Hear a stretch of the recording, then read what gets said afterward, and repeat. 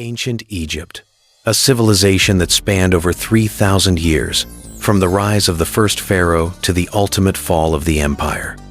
But what was it that made Egypt one of the most powerful and fascinating civilizations in history? And how did it all come to an end?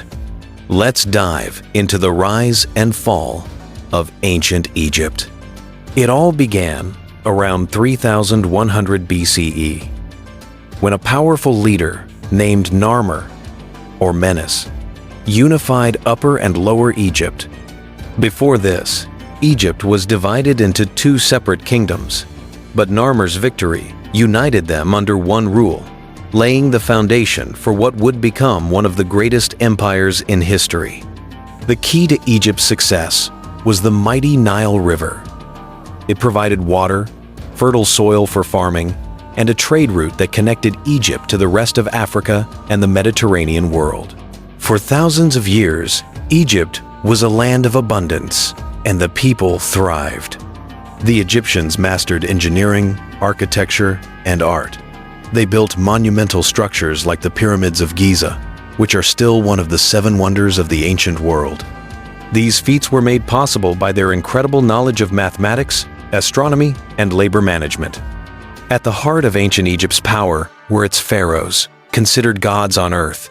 The most famous, like Tutankhamun, Ramses II, and Cleopatra, were not only political rulers, but also religious figures who held absolute power.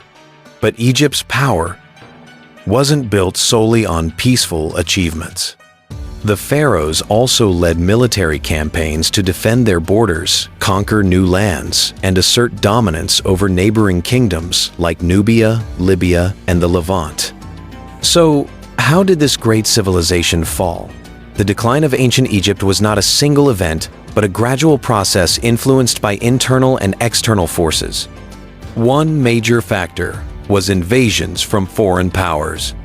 The Egyptians faced attacks from the Hyksos in the Second Intermediate Period, and later from the Assyrians, Persians, and eventually the Greeks and Romans. Each invasion weakened Egypt's ability to govern itself and protect its borders. Another key factor was economic decline.